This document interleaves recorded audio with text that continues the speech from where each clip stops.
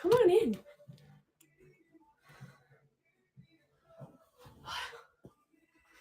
Hi. Hello, hello. The Vintage Glam Mob, Lavender Vibes, 111 Vintage. Hi, hi, hi. How are we doing? You guys, look at what's happening outside. Don't mind my dirty living room, but look at this. It is freaking snowing. How lame. Not selling anything. Not selling anything. Just giving y'all free information. Snow in May. Like, what the heck? I'm over it. But it is what it is. Gracie has the flu, so came out of my life this morning. It is. Utah is pretty crazy. I came out of my life and Gracie had thrown up twice. So she's asleep downstairs. Both my babies are asleep.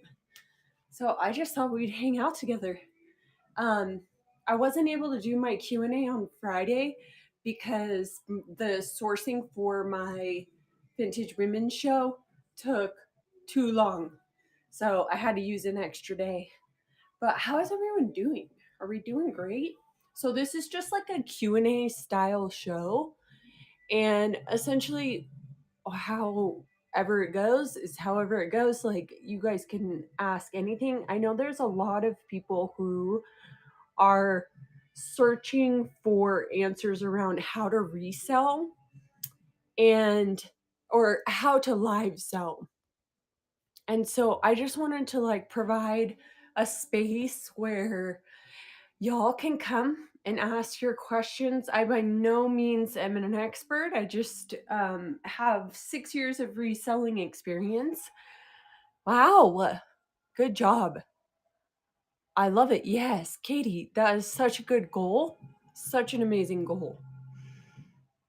Of course, of course. I really I look forward to this. I was so bummed that I couldn't do it Friday. But with the next Q&A will be Friday, and my husband will also be on the Q&A. He's unable to do Sundays. He's taking my older kids home to their dads right now. Their dad like lives almost 2 hours from here. So my husband is taking them home. I'm sure he'll be in the chat, putting in his 2 cents and what he wants to teach. But yeah, I really enjoy doing these. I feel like I receive a lot of value out of them, just as far as like how do I articulate and teach something, you know? And it's always good to get better at speaking. Really important, especially in this field. If you have cross category stuff to sell, do you jump around and try different categories or stick to one more often so people find you and know you? Katie, that's a really good question. We have a girl in our coaching group right now who does vintage decor and vintage women's. And I think blending the two, but keeping it under vintage women's is a really good idea. I definitely think staying in one category is very important so they know where to find you. But I would say, like, as long as you're able to like balance the two categories, you can go live in either one multiple times a week and be like, oh, sweet, like this is working out. I think it also depends on what you're selling, like, do they coincide, do they coexist with each other? Can you sell them at the same time?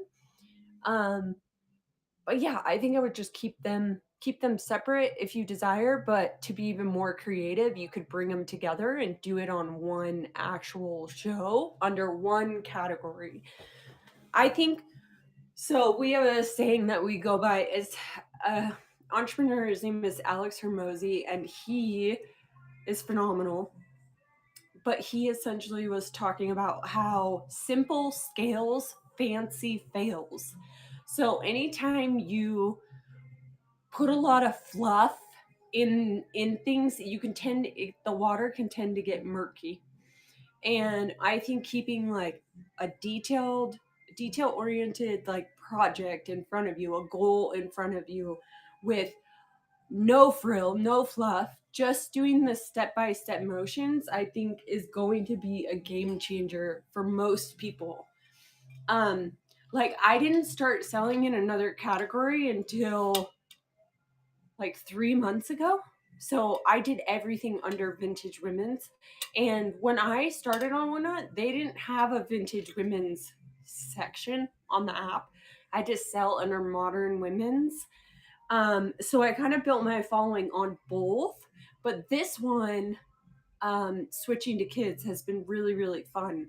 I feel like it's gotten those like early juices flowing again and being like, oh, this is really fun. So I totally get the appeal of wanting to do multiple categories because it's so fun. It's good to like keep it fresh, keep it light, you know?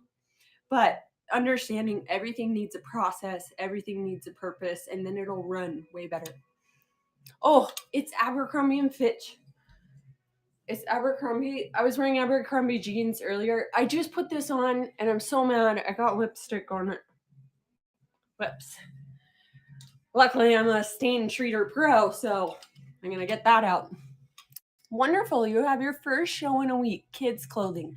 I'm unsure on pricing for Whatnot as I normally sell. Okay. Buy, sell, trade, eBay, and marketplace. Okay. Do you have a set percentage you like to see your profit at per piece? I do not have a set percentage. Um, my husband and we are able to do $5 starts because our cost of goods is so low. I would make sure that your um, starting bid price is at least a couple dollars above your average cost of goods. So my husband and I in our business, um, we don't keep track of per item we purchase for inventory. We do across the board equivalent of everything we purchase and then divide it by how many pieces we were able to collect. So we do average cost of goods. We don't keep track of each one. And I would just make sure you're making a couple dollars. If let's say you're like doing this part time and you're like, this isn't my full time income. My husband or my spouse is, I'm just trying to make extra money. Then do like only a dollar in profit and build your audience that way. One thing I will say about Whatnot is people are looking for a deal. They don't want to come to a show and pay $30 for a sweater that they can go get at their own Goodwill, or they can order online for $60. You know what I mean? I think some sellers struggle because they don't understand the market that they're selling to. And the market on Whatnot, they're looking for a deal and they're looking for entertainment. And if you can provide both of those, you're going to be able to create a really, really cool show. So for those of you who are new here, I do a Q&A once a week. My husband will be on the next one. We normally do it every Friday. It just didn't work out in our schedule this week. And we just want to open the line. Of course, of course. I just want to like open the line of communication of being like, if you guys have questions or if you're interested in live reselling, I want this to be like a free source where you can come and just, sometimes I think that sellers don't begin their journey because they just don't have those little detail oriented things in place. And that one small thing prevents them from moving forward. And so I just want to provide. I can't believe it's snowing right now. I'm like, I was outside in a t shirt yesterday and now it's freaking snowing. Anyways, but yeah, anything you guys want to ask, you can put it in the chat. I'm just here to hang out. My two babies are asleep, so I just figured I'd hop on and yes. Would you suggest preloading the before each show or random polls? I think, Rye Bread, I think it depends on your personality type and your lifestyle. So I would say if you have a lifestyle where it's slow and you can do all the work necessary to load your store, do it. If you are like type A personality, you need everything in order, you want to have everything prepared, 100% preload your store. But if you're like me, where I'm a mom of six, we're a blended family, I'm homeschooling, I'm sourcing, I don't have time to load my store. So I kind of built my audience to love the surprise and the mystery of my show. But I genuinely think like, load your store, don't load your store, whatever your personality type is, and whatever is going to give you a good foundation for you to build a good show on. If you want all the measurements, all the details in there, I would do it. If you have the time, I just don't have the time. But I have also tried loading my store. I've kind of like pivoted different ways to be like, okay, what would happen if I did load my store? And a lot of times it just fell flat for me. It wasn't as fun. I loved entering the items in, and I don't mind doing like mystery pulls, but I would say it's totally towards your personality. Like, are you someone that enjoys loading a store and making sure you have all the details, or are you someone who wants to do a mystery pull? Or you could always just test it out. Just test each one. Do 2 shows loaded store, and then do 2 shows with not loading, you know? Hi, Bree. How are you? How do you figure out pricing for vintage since people want a deal, but you still need to profit something? Yeah, Lavender, I would say um, that the way our business model works, I can't speak to anyone else's, but the way mine works is with a low start. I'm able to do that. I have low enough cost of goods that I can start it at $5. And we're not trying to make a profit on every single piece. We understand that every purchase is market data. So every item I put in front of you guys, we're keeping track of what does what, and we're trying to acquire a customer, because one new customer can possibly turn into a forever customer. And that's what we're looking for: lifetime value of a customer. We don't look at trying to get as much as possible for every vintage piece. We're just trying to put as many items in front of our market and understand what they like, what they don't like. And if it goes for five, it goes for five. If it doesn't sell, it doesn't sell. um, that's one of the hard things about traditional reselling, selling on other platforms, or selling on Poshmark, eBay, these types of platforms. It's difficult because you don't know if your inventory is as good as you think it is, because it takes so long to sell, and that market data between when you listed the item and when it sold is so skewed. It could vary. It could be 3 days it's sold, it could be 6 months it's sold, but you don't know if that is like a true genuine good purchase for you to source. And that's why I love live reselling, because I get all of this live feedback. I do not, Katie. I am a full-time live seller on Whatnot. I do not. Yeah, of course, Lavender. Um, yeah, I do not sell on any other platforms. Katie, I did before I found Whatnot 2 years ago. I was selling on eBay, Poshmark, Etsy, Depop, and it's a good perspective. And so we had over 7,000 listings um, listed. And when I found Whatnot, we were like, we're going all in. This is the new, this is where it's at. We can do this. I'd rather buy 120 pieces from Goodwill and flip it the next day than have to list, steam, photograph, put measurements, put them in the inventory bin, do shipping away from home, store all my items in a storage unit. Like, we grew our business to 7,000 listings. We went from our little tiny garage to 2 huge storage units filled with 7,000 items. And it was a grind. We were trying to get my husband to not have to work his corporate job to make enough in our reselling business for him to be able to do that. So we went hard. Like, we went hard for almost 5 years doing traditional reselling, but it's just not scalable unless you have a team. I know, Tams. I feel you. It's so monotonous and like there's no what I love about reselling you guys is actually getting the feedback of my buyer instantly. So when it sells, I know if they love it because they're like, this item is amazing. I love this. And then they bid it up. So it's like sharing that treasure hunter experience where you're like, holy crap, someone thinks this item is amazing too. It's like the best feeling ever because you feel seen. You feel like your craft of treasure hunting is just being appreciated.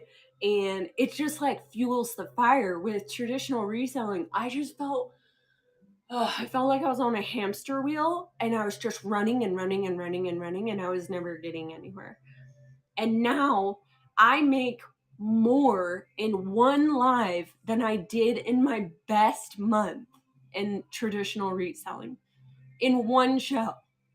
So way better than traditional reselling. I believe. Are you guys able to pay the bills with this alone? Yes. Which is such a feat.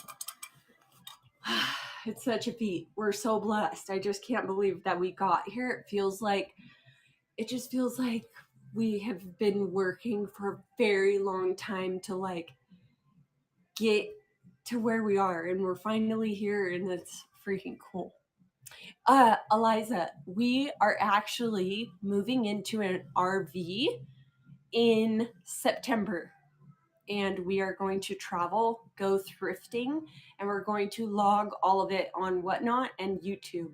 So it's gonna be really cool. We're gonna have a full blown studio in our RV, and we're gonna travel the country. Yeah, so that's what we're doing in September.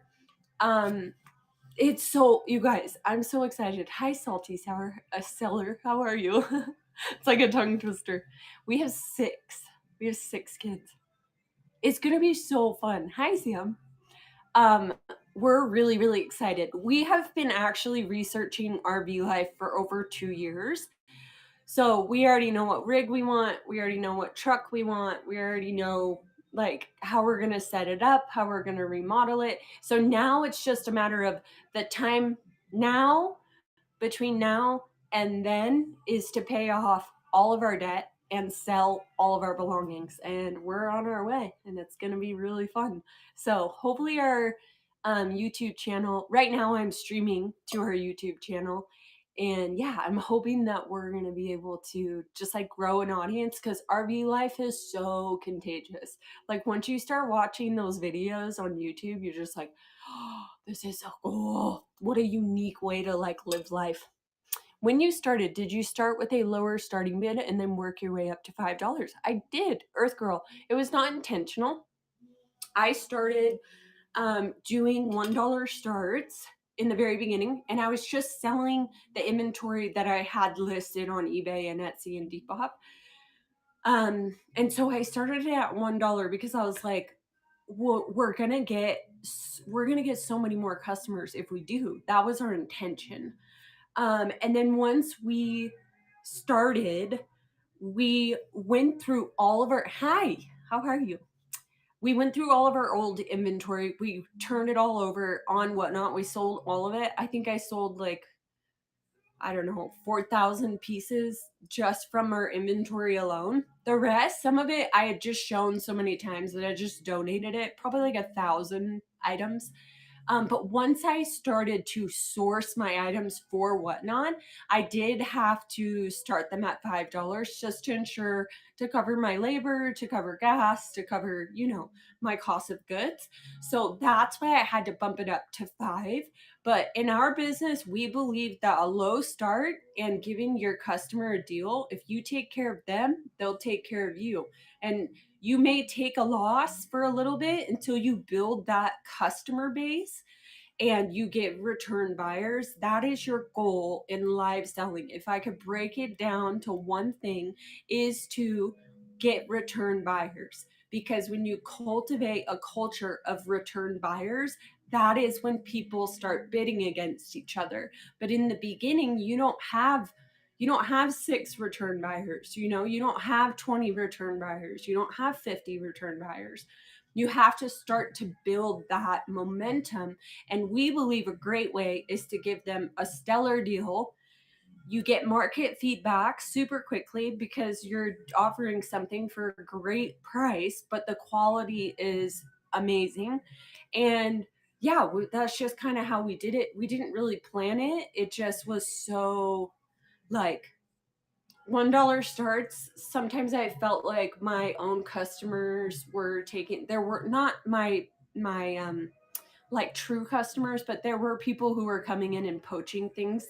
And it felt like there was no reciprocity being made because I was giving $1 starts for amazing items. And so I felt at the end there that I was so grateful to go up to $5 because it felt like the right trade for what the amount of effort I was putting in to get these items. And yeah, where do you source everything from? I source everything from the Goodwill outlets.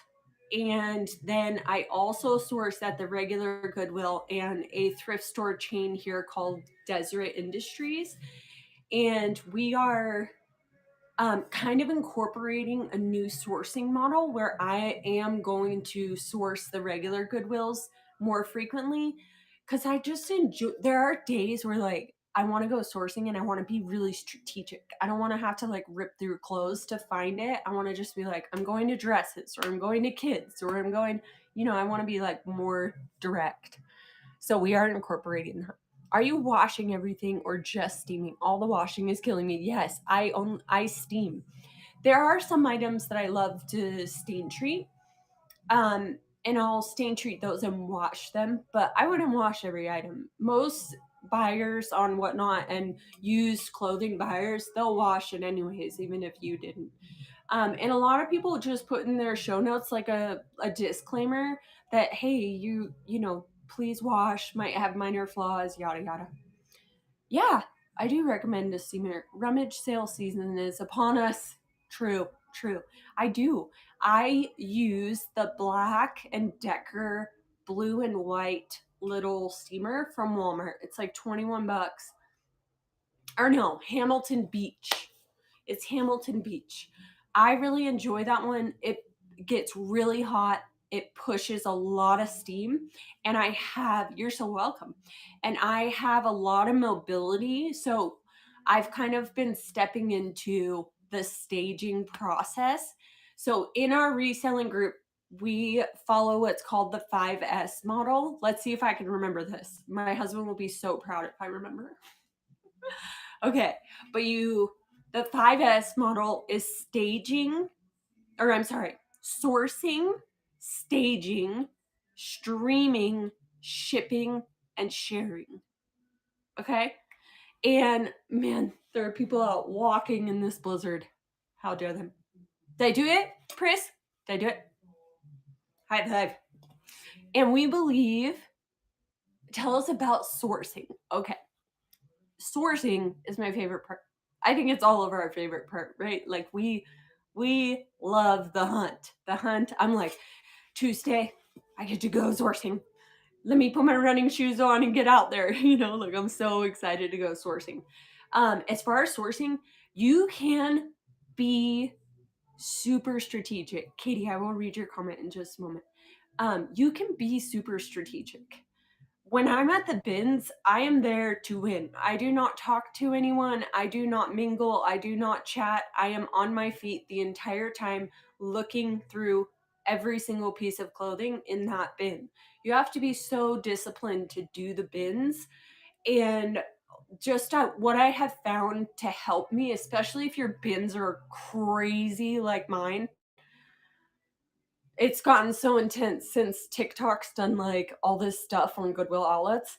But if your bins is crazy like mine, or yeah, the Goodwill, or you're just like overwhelmed, or you're having a hard time just being there because of so many people wanting to like move and grab things, and it's a lot of commotion. But what I have learned is the person with the most intention wins. And I don't mean like you're there to compete with everyone, even though I am, because I want people to move out of my way because I want to dig, dig, dig, dig, dig. But if you have someone next to you who does not have a stronger intention than you, they will leave the bin. If you understand that, you can totally be strategic at the Goodwill outlets. I bring my own shopping cart, I bring a meal, I bring tons of water, and I bring wipes, I bring my scissors, I cut tags. Like I am very detail oriented when it comes to sourcing. Bree sources with me. She's probably the only person that I have ever enjoyed sourcing with. And that includes my husband. And yeah, that's kind of my little 2 cents on sourcing. If you have anything specific you want me to touch on, let me know. Okay. I have so much unlisted inventory for eBay. If it's all a mix, should I go to storage unit category? I'm started in crafts. Okay. What kind of eBay items, Katie? Like, what are you selling? Is it clothing or is it like knickknack? I didn't even know that they had a storage unit category. Is that like you can sell anything? Like, how does that work? That's me. I also tell myself to keep looking and that you got this. Yes, I have to motivate myself. Then I end up finding good finds. That's amazing. Eliza, same. I have to do the same. Can you take your own cart to the bins? Yes. I take my own cart. It has been a game changer. If you guys need a good cart, I have one in my Amazon storefront. I can send you the link. It's so good. And before, I used to have to wake up at 8 a.m. and that was difficult being a mother to an infant. At 8 a.m., get to the bins by 8:45, stand in line for 15 minutes just to get a freaking cart, and everyone is grabbing and running, and I just hated it. Now that I've removed that and I bring my own cart, it's a game changer. I'm like, this is the best. The best. Uh, Bins is the Goodwill outlet. Yes, you pay by the pound. If you guys at $1.89, that's Brie, what is ours? I think it's $1.89 or $1.99. Something like that. Knickknacks, vintage kids toys. Cool. Yeah, I would definitely. So, Katie, it sounds like you have like a little bit of everything. I would maybe look at all of your inventory and see if there is a streamline of like compatibility between all of them. Like, do they fall under vintage? Do they fall under hard goods? You know, kind of like take an inventory of what you have. And if you can streamline a show that is curated, I would totally do it. Where are your bins? I guess I'm so lucky, but mine are just never like what I hear so many say about no carts, etc. Mine always has carts. That's awesome. Lady Cocoa Puffs, I that's awesome. We only have one bins here in Utah. So like that's why ours is so crazy. But if I could go to a bins and there were always carts and it wasn't crazy and empty, I would be there all day, all day long. And I would enjoy it tremendously. We go to Pennsylvania and they always have carts too, but it's a smaller one. Yeah, I know Priscilla, her bins, they don't even rotate. That's how small her bins is. But she is doing 60 item shows twice a week. Like you can get creative with sourcing, you know? Our closest bins outlet is 8 hours away. I have serious sourcing envy. Oh my gosh, the bougie boho. I would uh, but that's why you can find good shows on Whatnot and you can source on Whatnot. As long as your cost of goods is good, you know, buying multiple items, making sure you're paying shipping for multiple items instead of just one. I think that's a great idea. Oh, that makes sense. I'm in Seattle and there are two within 40 minutes of me, one north, one south, and they rotate all day long. Yeah. So ours rotates all day long. They rotate every hour. And yeah, there's fire in our bins. I'm so thankful. I love going to the bins. It's like one of my favorite things to do. But sometimes I feel like just irritated by people, and that's so rude because I don't know any of these people, and I'm like, get out of my way. No, I'm just kidding. Yours is 1.5 hours away. So Tams, if I was you, like if I had a bins an hour and a half away, I would designate like one full day to sourcing. We're like Saturday morning, you're up, you're in the car, you're driving for an hour and 30 minutes, and you're there all day long. And get 2 shows out of that. That's how I would do it. Luckily, mine are only 20 minutes away. And yeah, tons of parking, which is so nice. And it's been a lifesaver. I love that. I love it. It's cool. If you guys know each other, that'd be really cool. Will you guys put what city you're in, what city and state you're in, and how long you have been reselling? Let's see if any of us, 10 to 12 minutes. I know. You're a mom. I love it. Oh, that makes sense. That makes sense. But put where you guys are from. I'm from Salt Lake City, Utah. Your bins are a 50-minute drive one way, and I go once a week. Greenville, South Carolina. 5+ years reselling. Maryland, love that. El Paso, Texas, reselling since the dawn of eBay, but more as a hobby. Oshkosh, shut up. Your city is literally named Oshkosh. Wisconsin, reselling part time for 10 years. Wow. Seattle, Washington, been a reseller part time 4 years. Became full time last week. Lady Cocoa Pops, let's go. Just started lives last week. Wow. Last year. Okay. Home of Oshkosh Bagosh. I love that. I hope you find a ton of it. That stuff sells. Outside of Pittsburgh. Love it. Portland, Oregon. Reselling since the dawn of eBay also. I love it. Horse Cave. That's a city. That's cool. Kentucky. Been reselling for 4 years. Hoping to get into lives. Yes, Maddie. That's super cool. I love that. Any questions around live selling? I got you. I got you. Altoona, is that how you say that? Altoona, Pennsylvania. Started reselling 3 months ago on this app part time. I'm a stay at home mama and help my partner with his business. I love that. Washington State, full time reseller for 4+ years. Photography for 11. Rye bread. I feel like I looked at your Instagram and looked at your photos. I am in Salt Lake City, Utah. How do you push sales on eBay? Volume. You got to list. You got to show eBay that you are a store worthy to send traffic to. Have low shipping time, package your items, give quality items, get great reviews, and list. I was doing almost 100 listings a day for eBay to get that to churn. So much work. Started eBay in 2001 when I was in high school. Check and money order error. Yeah, PayPal didn't exist. Yeah. That's crazy. That's crazy. To think about that, now we're on an app just like swiping away. Swiping. That's super cool. I'm loving it. Thank you so much for sharing, you guys. No one's from Utah besides Bree? No one's from Utah? The check and money. What is the best way to set up shipping for these live shows? My first 2 shows, I had some very large bundles, 46 pairs of denim. Okay, Lady Cocoa Puffs. I know. I'm over it. I don't like it. What the heck? There's like literally an inch of snow on the ground right now. I made a custom shipping profile and buyers were making comments. Okay.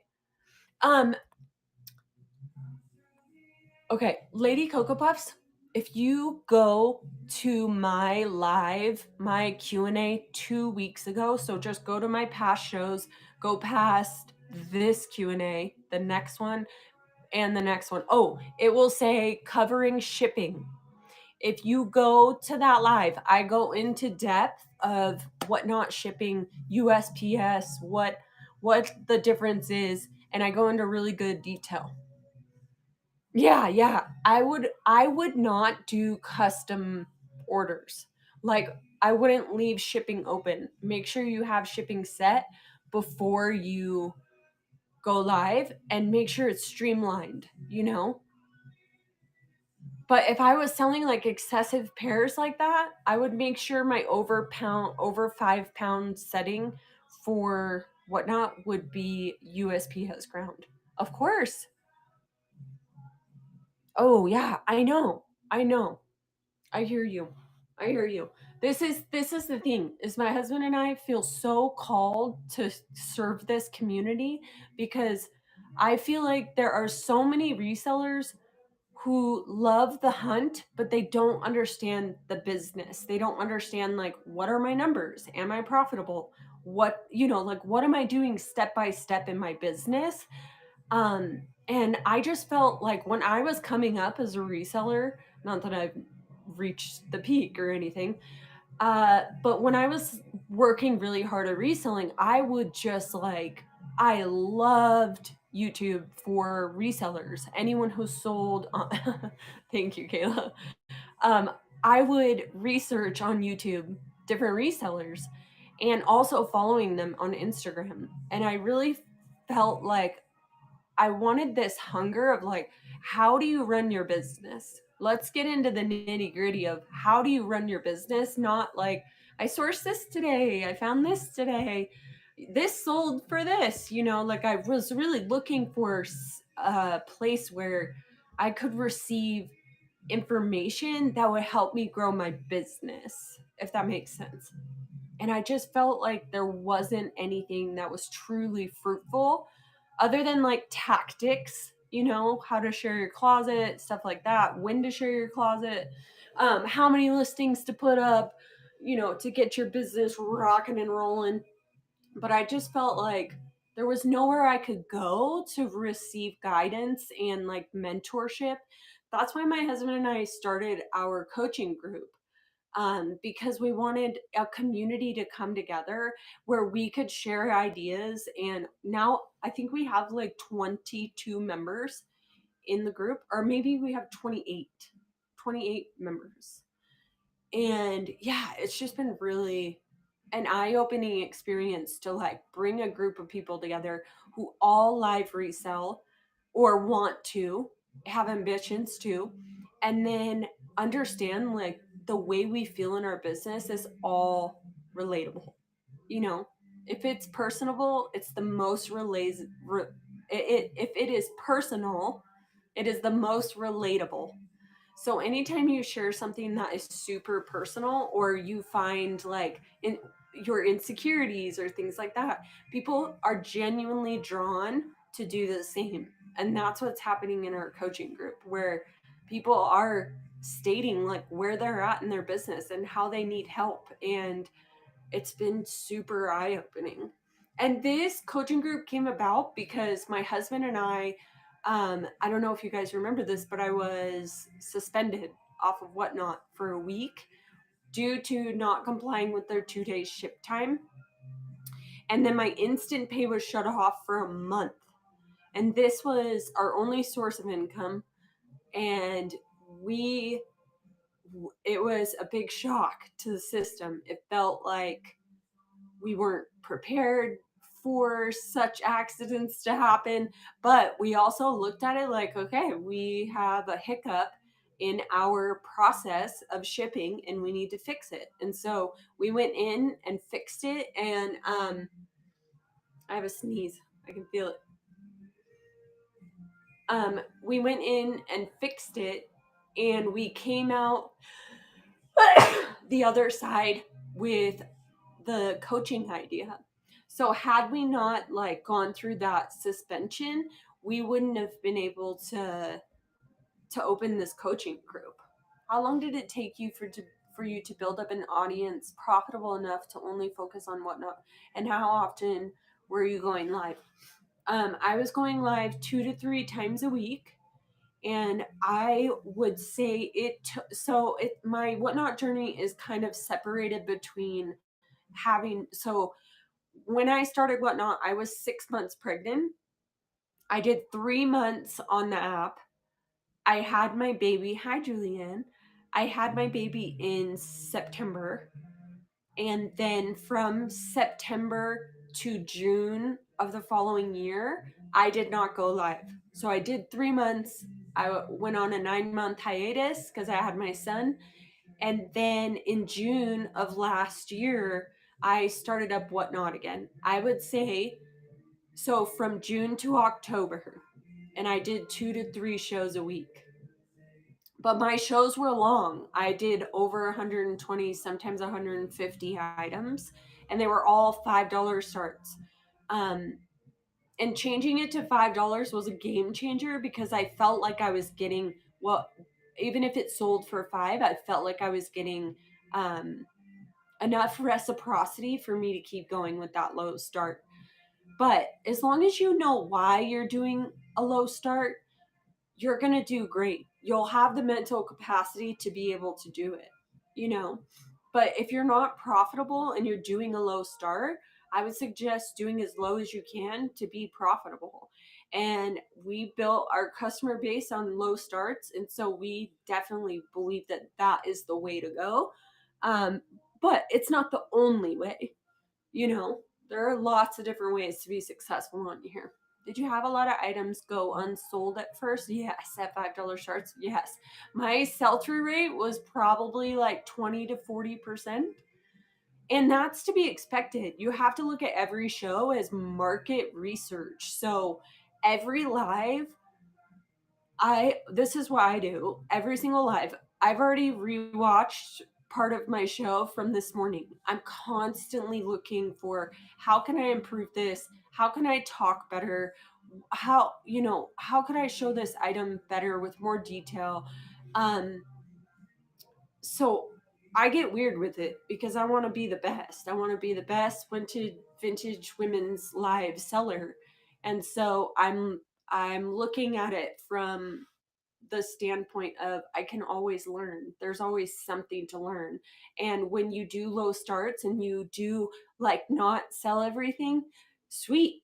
That's market research. What didn't sell? Why didn't it sell? And you can use that data to then go out and get better items, sourcing items. But one thing that resellers forget is that you guys are not a product based business. You know what I mean? Like you're not making and manufacturing the item. You're a service. You're providing a service to your customer. You're going out finding the vintage gems, finding the goods, sourcing the items. That's part of your service. But the product is not the sole focus. Yes, it's important to source good things, but you are a service based business, not a product based business. So if you understand your business in that way, it's like going to a restaurant. Do you have a greeter? Is someone sitting tables? Is someone cleaning tables? Like your systems in your business need to align with that you are a service. So I'm really learning that in my staging process right now. I appreciate your mentality approaching this and tackling it like market research. Yeah, because I found, Luna, the reason why is I found myself falling into the pit of comparison and failure and so focused on how the results did not turn out how I wanted them to be. And my husband was just like, you need a controllable win.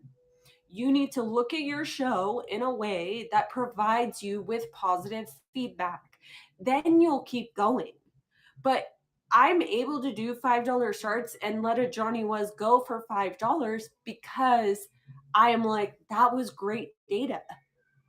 I'm receiving data, and then I'm just going to get better at sourcing, and then I'm going to get better at staging, and then I'm going to get better at streaming. And like the 5S model is a full circle, and it's just how many iterations can you do of that 5S model, and how can you look at your process and improve it each time. I needed to stop spending, and there's so many sellers I used to buy from. You're the only one I still watch every week. So to me, your show is the best. Grace, thank you so much. I really appreciate that. I'm really excited about the future of my vintage women's and my vintage kids. I'm going to focus way more on curating outfits and amazing pieces. I'm still going to pick up, you know, dresses and things that can't be a full outfit. Um, but I'm really excited because I've never had the clarity around being creative. I was always sourcing for that one piece, that one next piece, and then that one next piece.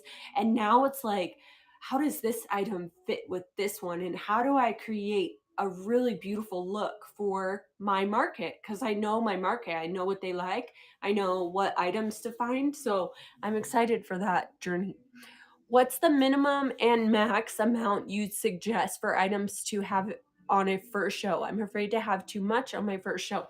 Rye bread, I think 50, 40 to 50 items is like a sweet spot. It's an hour to an hour and 50 minutes. Um, and I believe new sellers should really systematize and focus on the process of what they're doing in their life. I don't think it should be willy-nilly. You should know, am I loading? Am I not loading? What am I putting in the description if I am loading? The whole point of preloading a show is to make sure you provide enough information for your buyer to buy. They have to have enough value built into the item that they're going to swipe. So loading your store is an amazing way to do that. If you are going to do a mystery pull, I would do what I do, which is run the whole rack. Have your first show be the goal is to run the whole rack. Don't do run or pass. Do not take requests. I say this, friends, like, I'm not saying that this is bad or wrong or you shouldn't do this. I'm saying from what I have experienced, I think a new seller who has not done a single live should make their learning process where you're learning the app, you're learning how to go live, you're learning to talk to people, you're learning people's names. If you have a structure and a process of how you're going to run your show, you are going to execute way better, way better, because you're not going to be directionless on your live. People are going to come in, they're going to know, oh, okay, we're running in order, we're running the rack, and this is what to expect. But if you are doing a show where you're sitting on your floor and you're not actually hanging the items up and there's no order, you're taking requests, you're like, I used to do that. I used to have like no structure to my $1 start. And by the end of my show, I was so depleted of energy because I was trying to serve too many people at one time. So if you're a new seller, I wouldn't take requests. You can do mystery pulls if you don't have time to load your store, but tell them I'm going to run every item for 10 seconds. If you want it, swipe. After I run the rack, then I will take requests if you desire to. But I think having a structure for your show is so important. You have to learn how to run your live from start to finish before you can expect your items to be bid up. That's just how it is. People want to buy from someone they know, like, and trust. The average buyer needs to spend 7.5 hours with you before they purchase. That's another really good way to look at each live is you with someone, you are doing that 7.5 hours. So every time you go live, that one buyer shows up. She's not a buyer yet, but she's watched you. She's watched you for 2 hours. Then you have another show. She's watched you for another 2 hours. That's 4 hours. I get messages from people all the time who are like, I've been watching you for 6 months and I just purchased.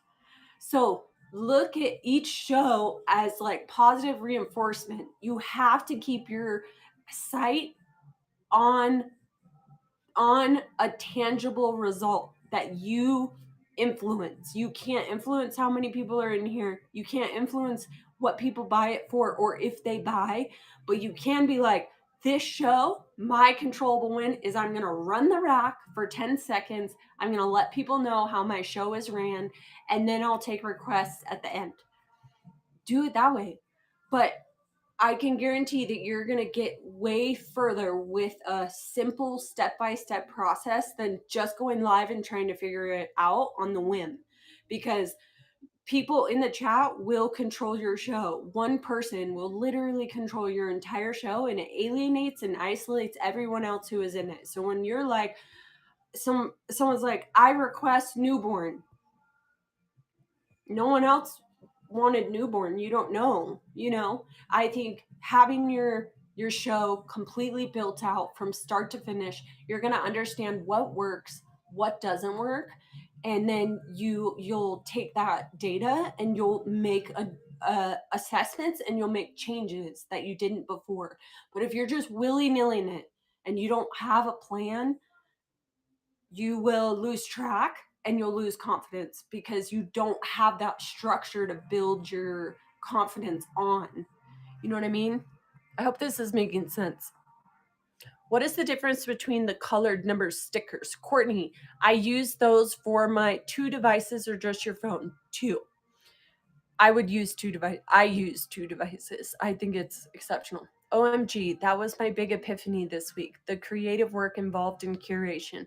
Do you think you could speak more to that experience for yourself? Yes, I would love to.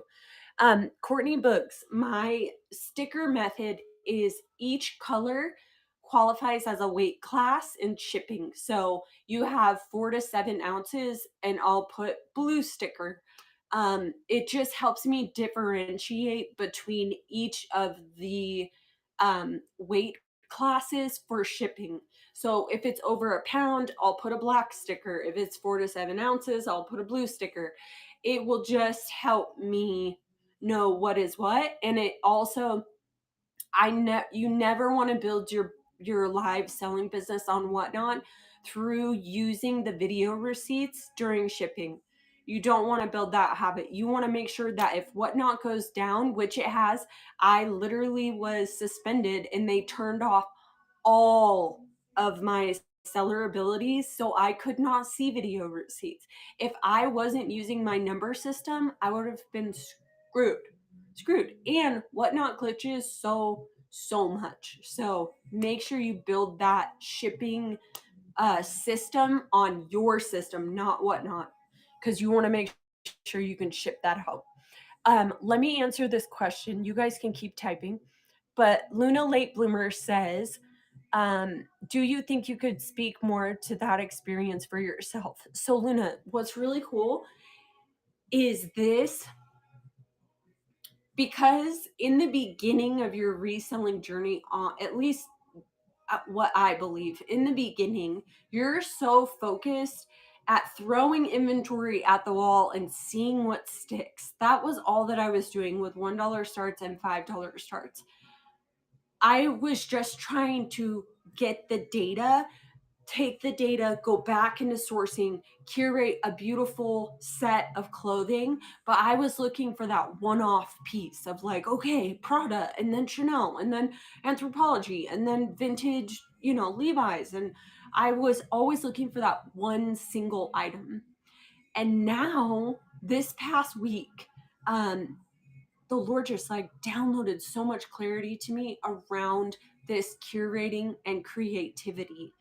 I had several people in my live yesterday, in my Vintage Women show, say, you have no idea how helpful it is for you to design and curate outfits, because I don't know how to do that.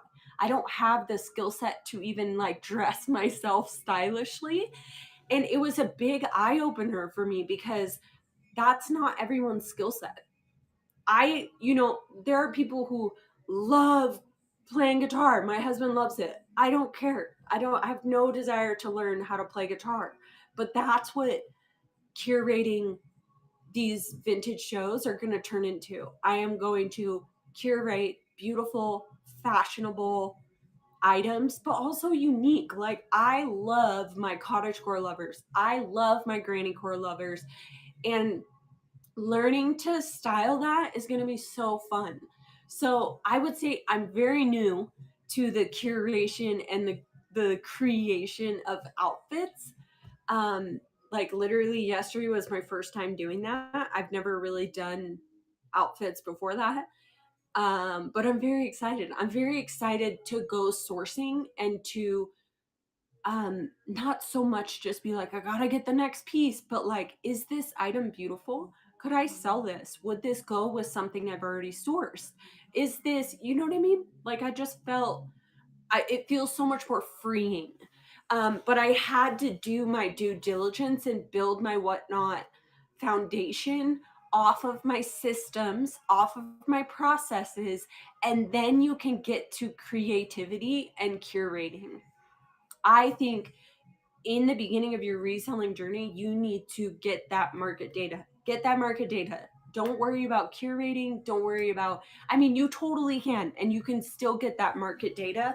But for me, I'm like, I moved way faster because I wasn't curating. I was finding those one off items, and then I would hold it up in front of my audience and be like, do you like this? And if they bid it up like crazy, I put it in my show journal, and then I have it, boom, for my sourcing trip. I know what sold. I know what I'm looking for. So it's this constant reiteration of market data. And then you go into those 5 S's: sourcing, staging, streaming, shipping, sharing. Sourcing, it's just a circle. And each step gives you more and more clarity to what it is that you're doing. And so with the creativity, I'm so excited to have my audience built, to have my whatnot family just supporting me to be able to be creative. But I feel like in the beginning, if you're a live reseller, to focus on getting good product and seeing if it sticks to the wall, if your market likes it, then keep curating that, keep picking that up. But it's all about that iteration in the beginning. You just have to get finely attuned to who your market is and build those repeat buyers. Build it, build it, build it, build it, build it.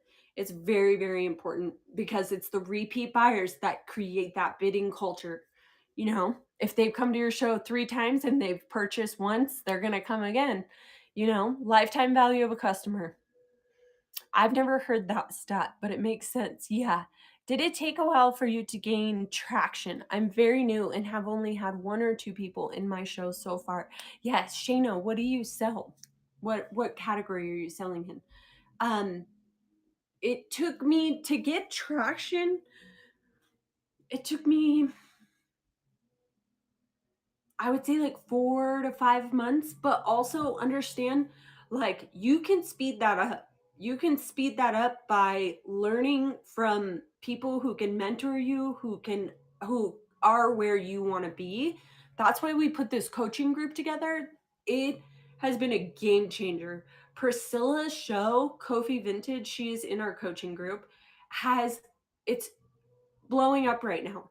And it's because she followed the step-by-step process my husband taught her, and she is able to bypass or skip over those difficult areas because we already know how to avoid them. You know, because we did it. We have built this live reselling business from the ground up. We had no idea what we were doing in the beginning, but we did know that this is where reselling is going to go. eBay will always be a contender. These bigger live or these bigger platforms, they will always be a contender. But I do believe that the market is going to shift to live reselling, and it hasn't hit the USA yet. You're so welcome. I agree. I just had my first show this past Friday. I was able to run 100 items in 2 hours. And I spent 2 weeks ahead creating a system. Earth Girl, that's amazing. Hi, Jen. I love the number system too. Yeah, it's so good, right? I liked how you did that yesterday. It was helpful. Are you talking about the outfits, Lavender? I think that's what you mean. Yeah, it was so fun. When you styled the outfits, did you sell them as bundles? No, Earth Girl, I did them all separately. I want one, there's a couple reasons why I chose to do that. Was one, if one person only wanted one of the items, I don't want to alienate them and have them not be able to bid because they didn't want the bottom or the top. Two, I want my audience to bid on one singular item, not a whole bundle, because I want to be able to capture that sale. And yeah, I really enjoyed it. And it was too long. My show was too long because sourcing is, my eyes to sourcing have just been like opened up to this creativity realm. I was just like picking up everything like, this is amazing and this is amazing. So my show it was way too long. We can calm down with the number of items, but it was great. Women's clothing. I know it's a saturated market right now. Yes. Okay, Shayna, use that boost and that promote feature. Promote your show. Put money into your business to feed it and build it. Use that promote feature. You do not have to do what Whatnot suggests. You can do as much as you feel comfortable, but then watch. Oh, wonderful. Lady Cocoa Puffs, thank you so much. We're excited to have you. If anyone else wants to join the coaching group, click the show notes and click the link in my Instagram bio, and y'all can join. We are capping the group out at 42 people. It's really 40 people, but two of those members are my husband and I. So when we hit 42, there are only 12 more spots. When we hit 42, we are going to be closing the group to be able to build the foundations of reselling. We're creating a completely video digital course on how to become a live reseller from start to finish. So if someone's at a zero, never sold anything live, we will get them up and ready for their first live and how to succeed as a live seller and beyond. So anyone who is interested, you are welcome to join. Oh, Shayna, let me finish what I was saying for you. Use that promote feature. It is do the show boost because your number one thing is visibility. It's hard to be visible when you have two people in your show and there's like 25, 30 people, sometimes 60 people live in the women's clothing category. Another thing you could do is continue to source modern, but sprinkle like 20 to 30 vintage pieces in there, and you can go under women's vintage. Plus, women's vintage, here's the thing with modern that I have seen is modern has a cap. So whatever that MSRP is for that item, the customer is only going to pay that much. They would never, go over the MSRP unless it's like a very rare situation. Like super high quality luxe, whatever, only 100 of them made, that type of deal.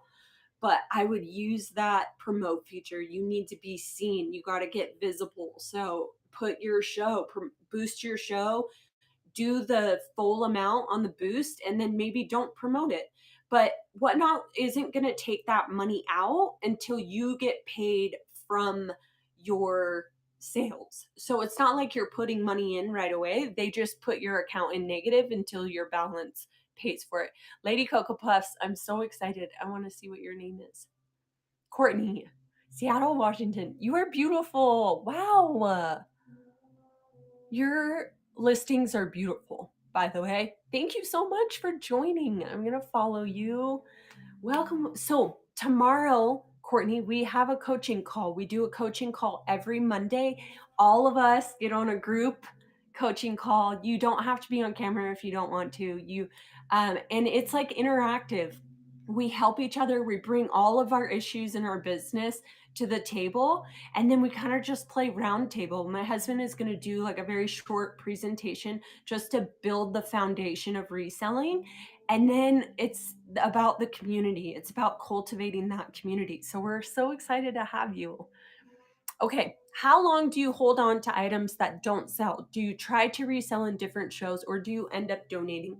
Kayla, I love to just donate them, but that's only because I have realized that it's not worth my time to try and resell an item that didn't sell.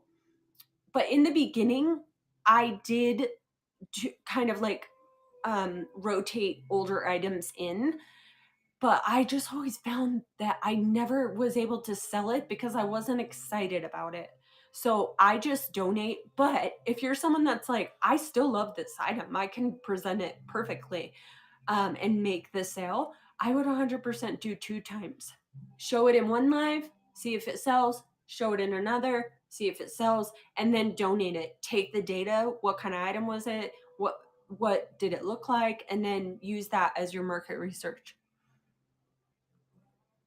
11 more spots now. How much do you choose money to promote if you do it? Yeah, cheeky one. I do. I promote. Yesterday I did, well, it's a little bit different for me because I've been using the promote feature since it came out because it really helps. Um, Before I was just doing, so let's say that the promotion feature is telling you you need to bid between 15 to $20 to boost your show.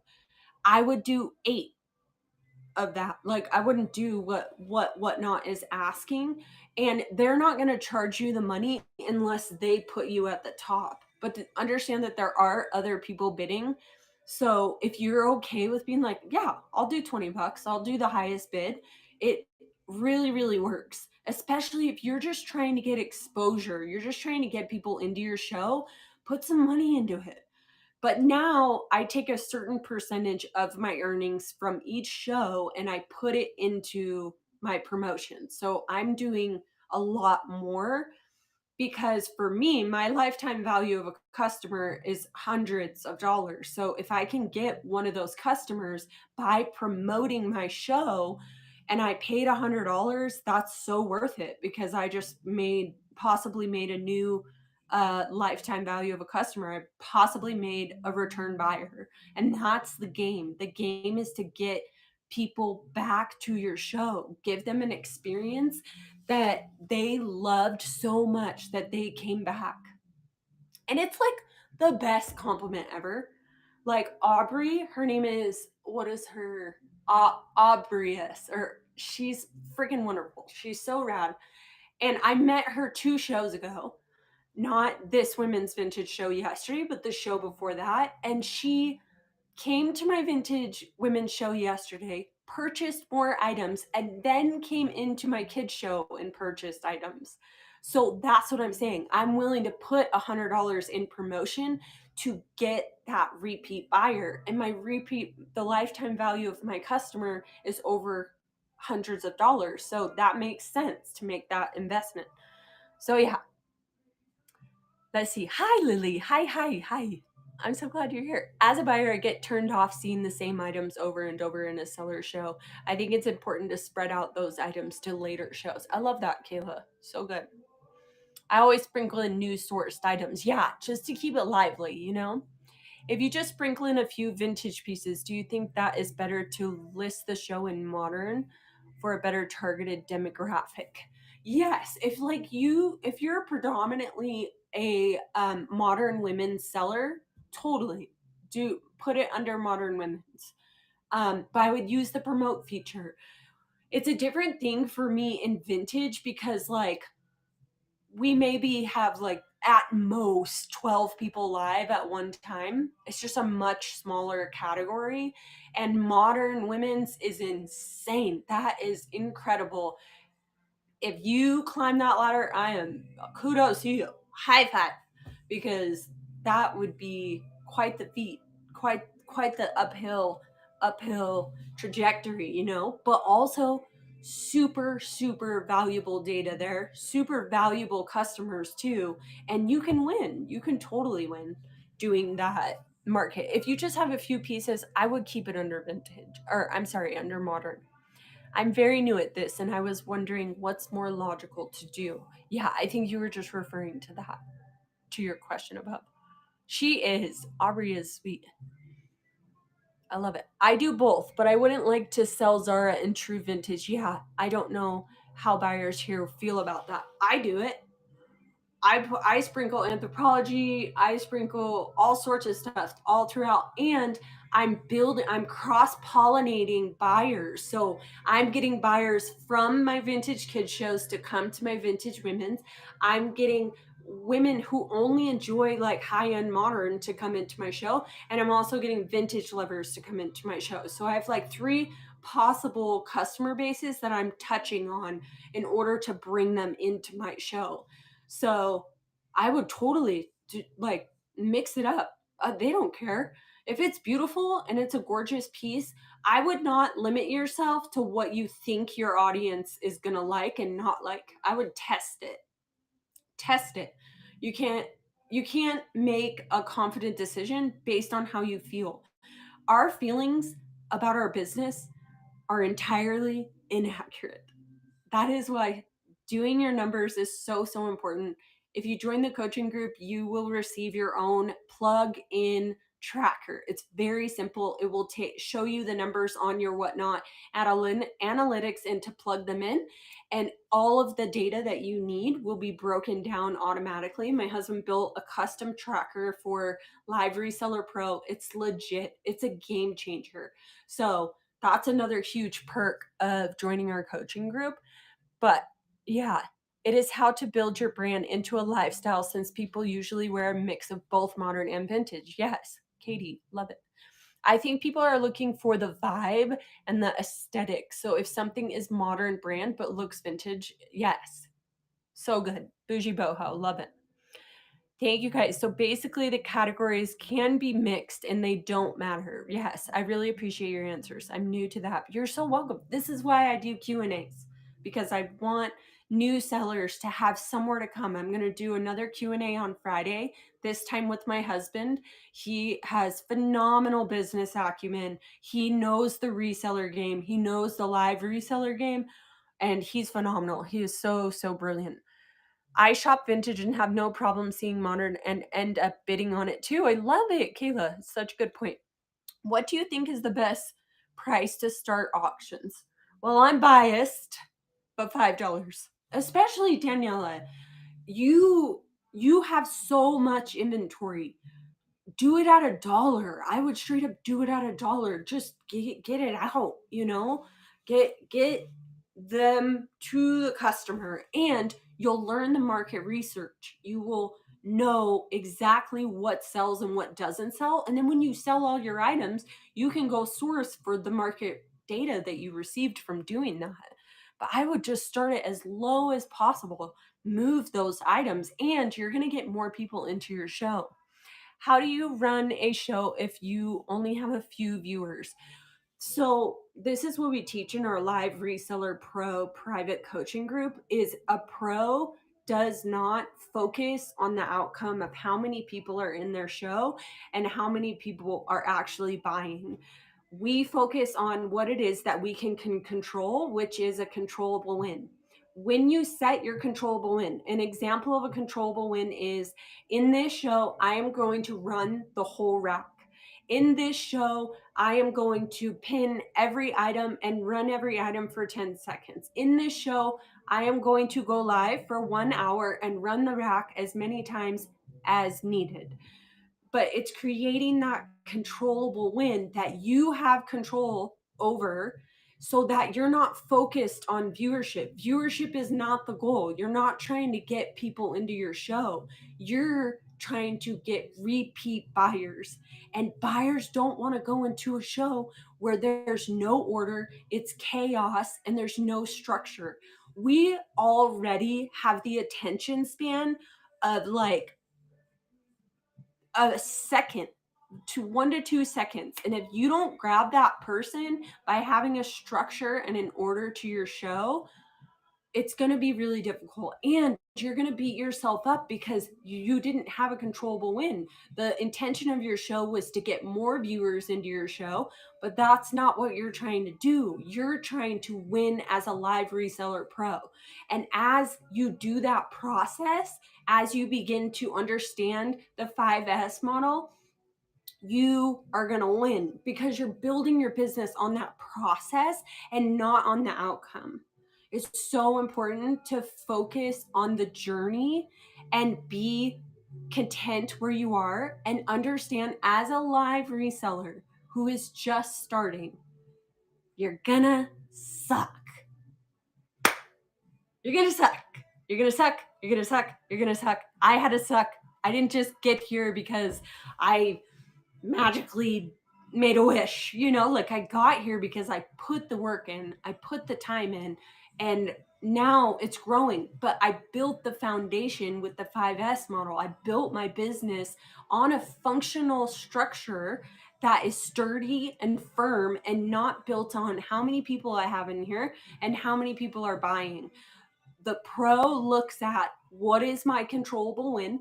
It's not about how many people come into the show. It's only about my intention. What is my controllable intention?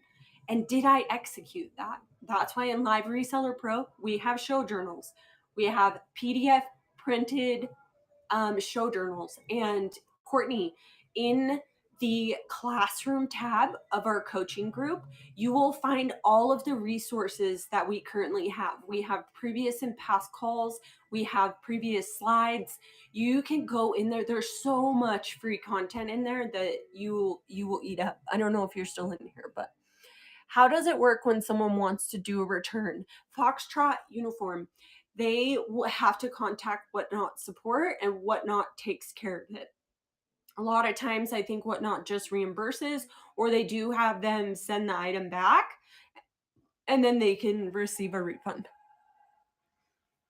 I've been wanting to start. I only have a few items and how to buy in bulk. Yeah, so Zion, I would figure out what your thrifting abilities are. Like, what do you have around you? Do you have a Goodwill outlet? Do you have a Goodwill? Do you have a Salvation Army? Do you have good thrift stores around you where you can pick up multiple items in one store? As far as buying bulk, I don't buy bulk. I don't buy. The reason why my audience loves my show is because I touch and curate every single item. I think the joy for me in buying bulk would be removed because I didn't go out and like hunt it for them. But to each his own. Like, if you're like, heck yeah, let me get a bulk thing of vintage and sell it, I love it. That's just my opinion for my business. Hi, Linz.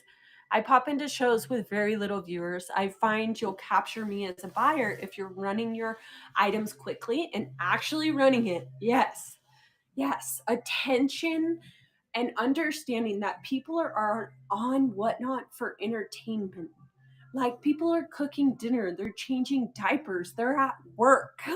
Like, people are watching the app for entertainment.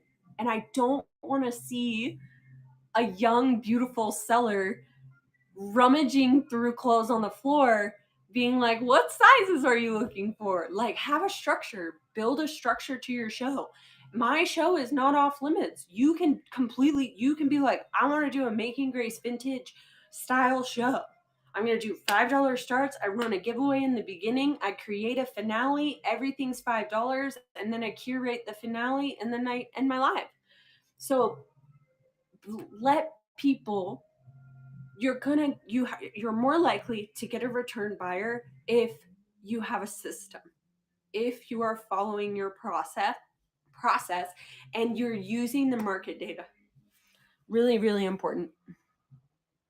You are also so great to watch. Wonderful. Thank you, Becky. I appreciate that. I'm really grateful that y'all just are so kind and willing to tell me like such wonderful things. I totally receive these compliments because I'm working at this. This is something that I'm trying to get good at. I'm trying to reiterate this 5S model and make everything better, make everything connected.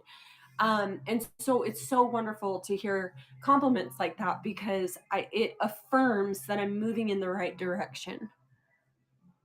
I love it.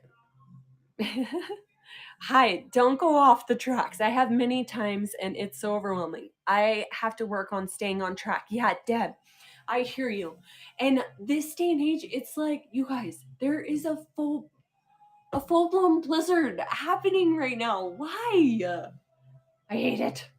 I don't want snow. Yes, but staying on track, especially in this day and age, you guys, when we have phones, like, I take my phone into the shower with me. Like, I bought a shower-proof case so I can take my phone into the shower with me. Like, when we are that distracted and we're constantly scrolling or flipping through our phone or looking at social media or reading articles or whatever, our brain's just like, doo, doo, doo, doo, doo, doo, doo, doo, doo.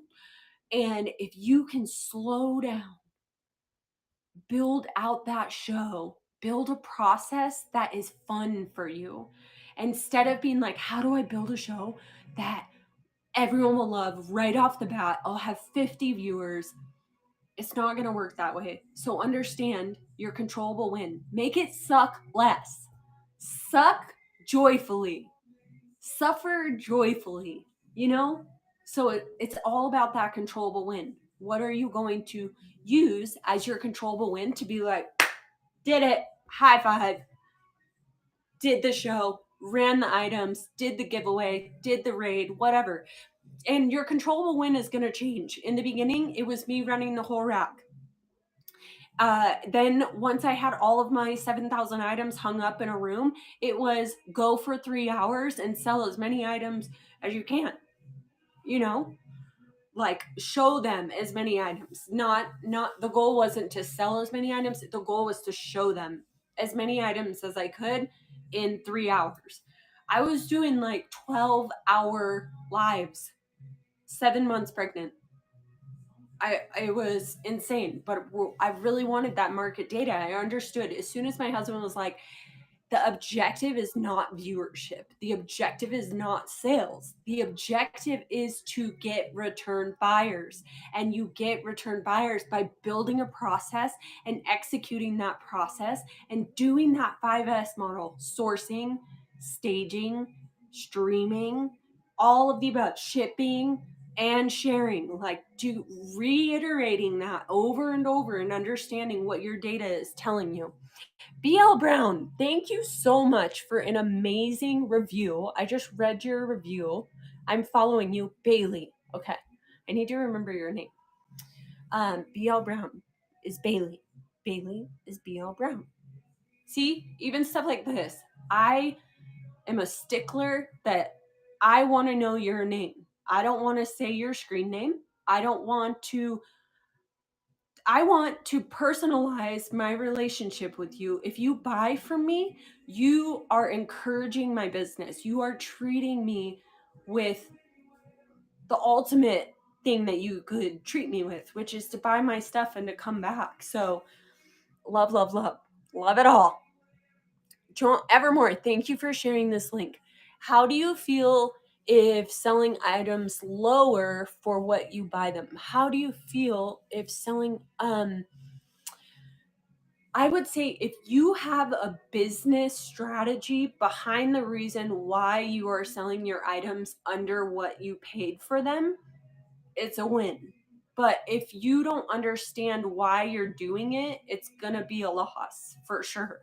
So if you're willing to bite the bullet and be like, maybe you're a stay-at-home mom, your husband makes 6 figures, you're not worried about like making sure you're breaking even and you're willing to kind of go in the hole a little bit. But you can always get creative with sourcing as well. Get that cost of goods super low. Get it super low. And you can get creative with that.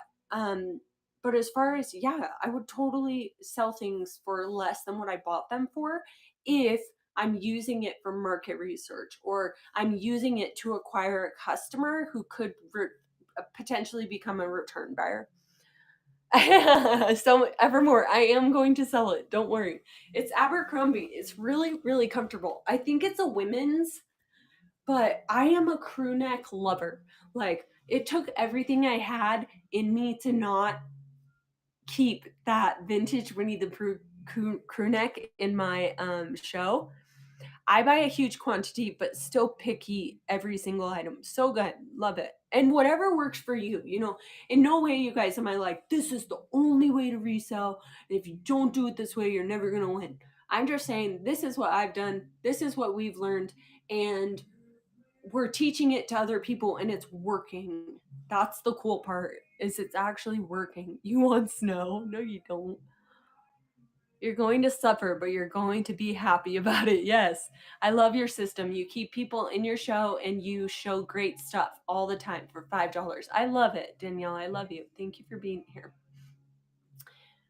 Yes, it's true. If you love what you do, you're not going to suffer. It's so true. And that's why you have to love the journey, not the outcome.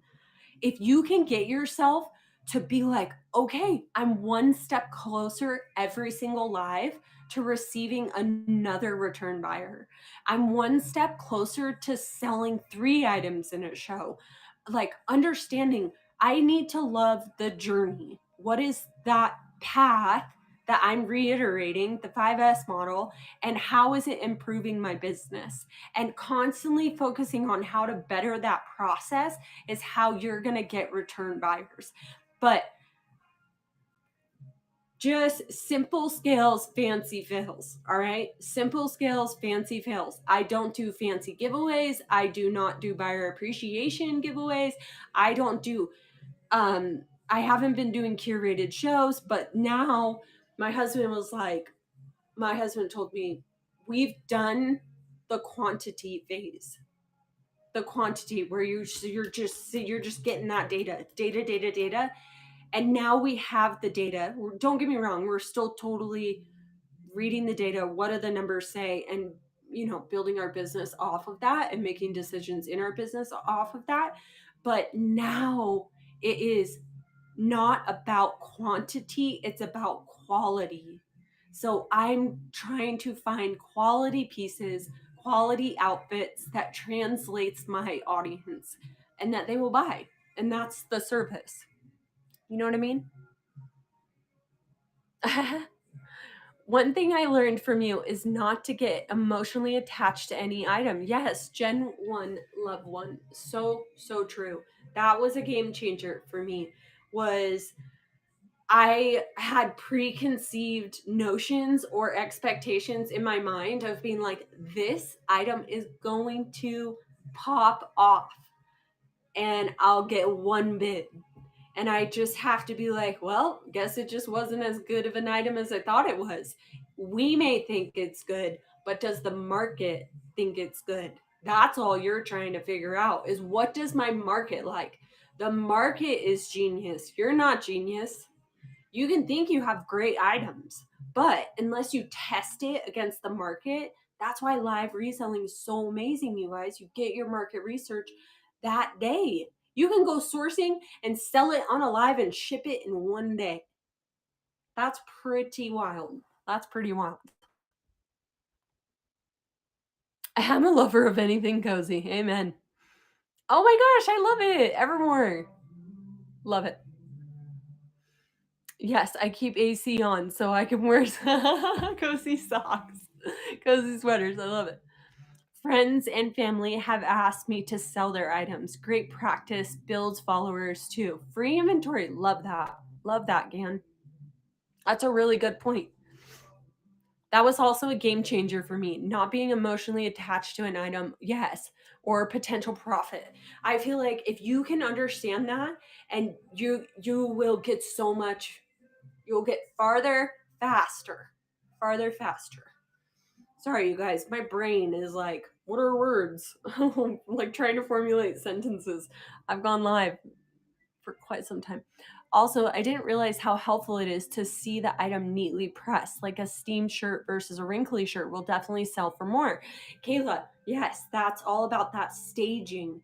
Now, okay, so before, like when I was doing quantity, I would steam maybe 2 to 3 items. Like if it was linen or, if it was super wrinkly, I would steam them. Now I steam every single item because there's something about steam that like livens the clothes up. It like shakes the dust off, and it makes them more vibrant and crisp.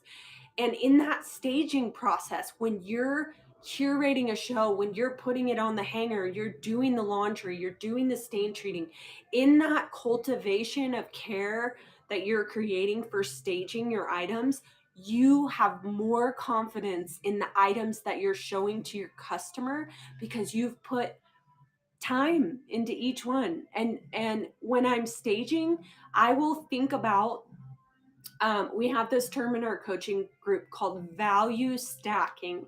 And what value stacking is, it's a marketing term where in one specific item, you are going to note 3 notable, valuable characteristics of that item.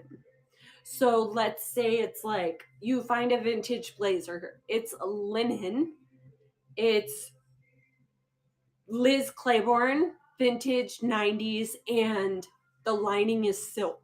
That's 3 stackable wins. But if you're picking up an item and you're like, it's Liz Claiborne, what are your other two stackable qualities? And if it doesn't have three, I don't pick it up. Now I'm on four. Now I do four stackable. It's got to have a good fabric content, a good brand, a great style, and a good structure, or like making sure your items are improving with your shows is so important. And in that staging process, you're building the confidence in your items to be able to sell them live, like doing the research on your items beforehand, touching them, steaming them. What is beautiful about the item? Think about it, and maybe even list it out if you're like someone who loves to list things out and have a visual priority of what it is you're going to say about each item. That will make a huge difference, because you'll also test your sourcing, where you're like, am I picking this up just because I like it, or am I picking it up because it has four stackable qualities that I know my market likes? You know what I mean? Just a thought. It's hard to run items for a set price hoping it will get bid up but only have like four people watching. Yeah, Kara, it is. It's very difficult. That is why you have to train your mindset. Your mindset is either your foe or your friend, and you have to train that brain to sit when you say sit, and to be like, yep, it does suck to only have four people, but you're never going to win unless you're like, okay, I suck, and that's okay. But what is my controllable win? What went well in that show? What qualities of the show am I going to take away and implement into my next show? What didn't go well? That's why keeping a show journal is so important. I have a show journal PDF in our classroom tab of our private coaching group. If any of my coaching group members are in here, just so you know. So if you guys aren't doing a show journal, I highly recommend it. Even if you just do your own, find out what information you need to keep track of to make sure your show is top notch. Yes, I don't want to shop from a wrinkled pile. Just got my steamer. Let's go. Do you choose category women's contemporary or vintage? I choose vintage. I do true vintage. And yeah, I love it. I have like a really good mixture of modern and vintage, but it wasn't until recently that I started picking up more higher end um modern pieces. But also understand, like, there is a creativity in sourcing. You can totally be like, okay, these three items I'm going to test with my audience. Let's say you curate a whole show. You're like, okay, I'm sticking with linen. I'm sticking with silk. I know that they like structured blazers or whatever your market enjoys. Then take like three or four items and be like, I don't know if they like this, but I like it. And let's test it. What do people think? My sale of $298 for that two-piece velvet set, that was a risk. I didn't know. I had no idea if my audience would like it, but it was gorgeous. It was a gorgeous two-piece set, and it sold for $298. But now I know if I ever come across something like that, I'm going to pick it up, Little Green Turtles, I love your screen name. It's so cute. Yep, when I started to fix up my items like they were getting shipped out before I photographed on other platforms, I made more sales. Let's go. So true. Value stacking changed my sourcing game. True. Evermore, do you want me to explain? I think I'm hoping you were in here when I explained it. I was picking up stuff because it's vintage and cute, but now when I'm looking at it on the spot, I ask myself, what three values? Yes, so good. Oh, okay. You want me to explain? Yes, are there that you can talk about live? Oh, wow, that's a good idea. Yes. Hi, can I share my show on your platform? You sure can. Please only do it once. Someone in my vintage kids shows, she was sweet, so sweet. I totally get it. But she asked once and then pumped that in like 3 or 4 different times. But I'm like, you know what? Get it. Let's promote each other. Let's help each other. Hi, husband. Okay, you missed it.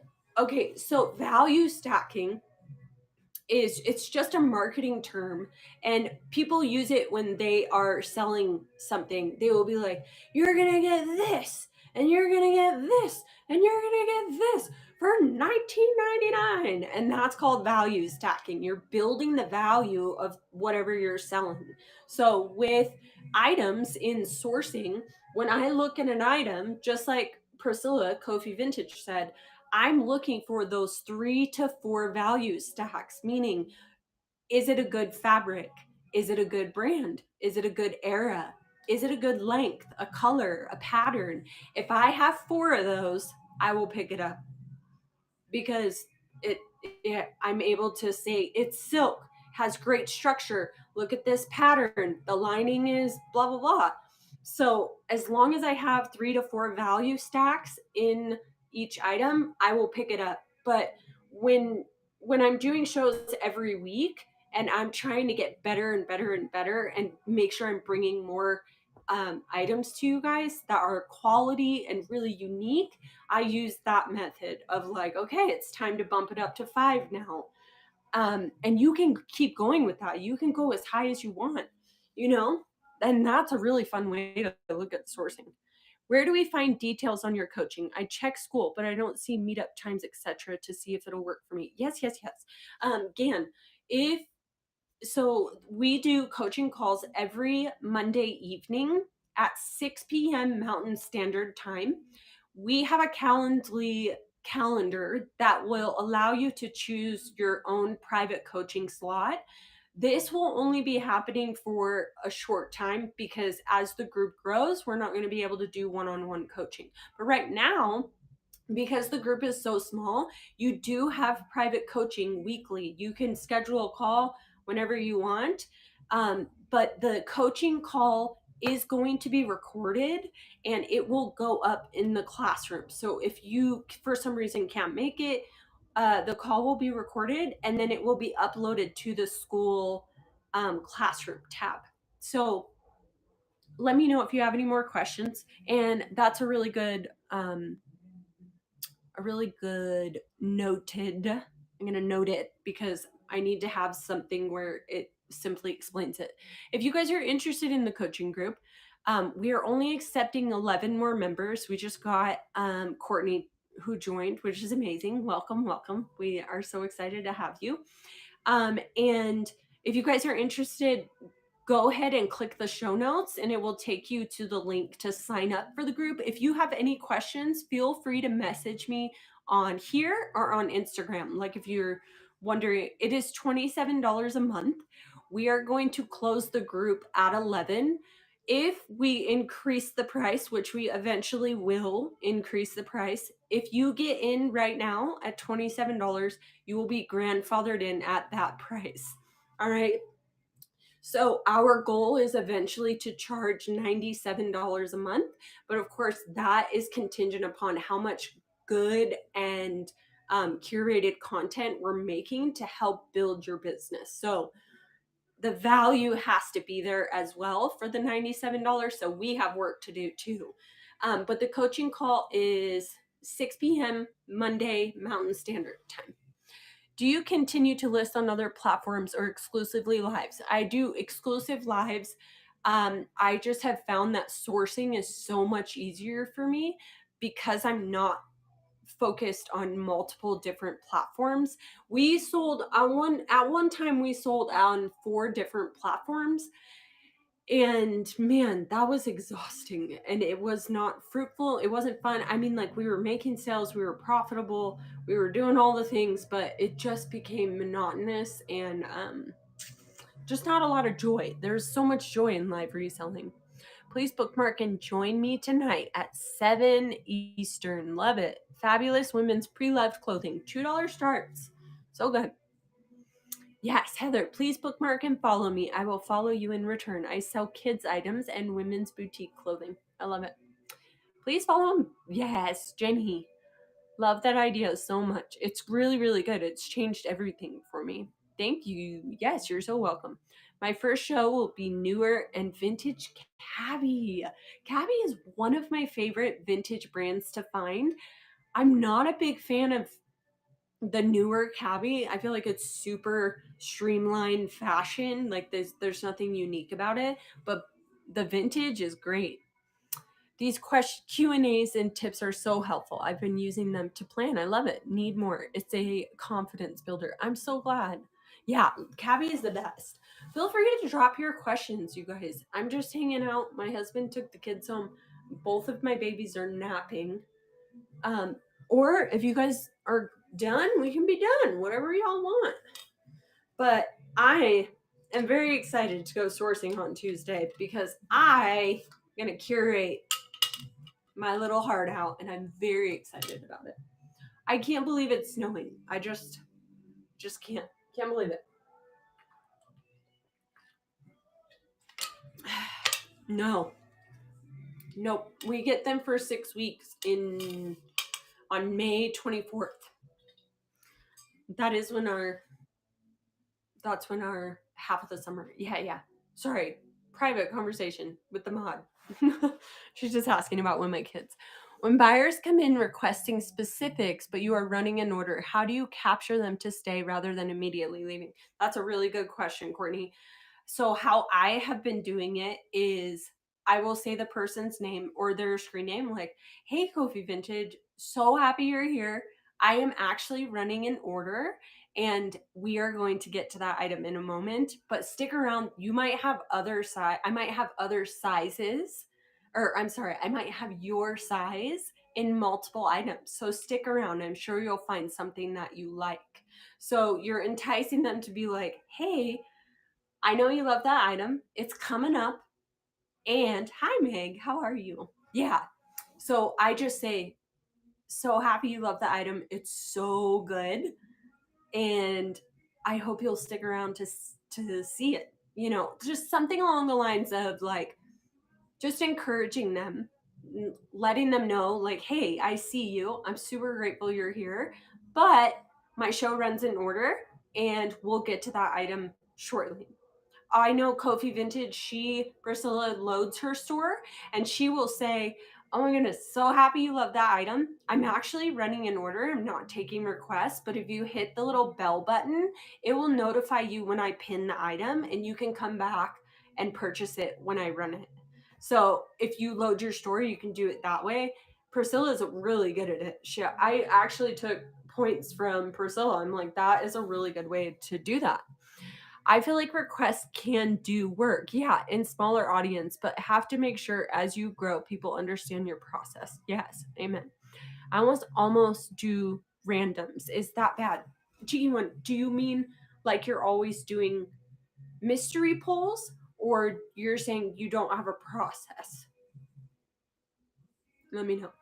Oh no, that's not bad. I don't load anything in my store other than like the items that the mystery pull items, just so that the weight is in there. But I don't ever load my store, and I think it's great. You save so much time if you can become a good seller without loading your store. It's awesome.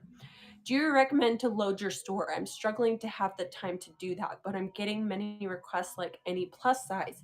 um Lady Coco, I would totally not load your store if it is not sustainable with your lifestyle.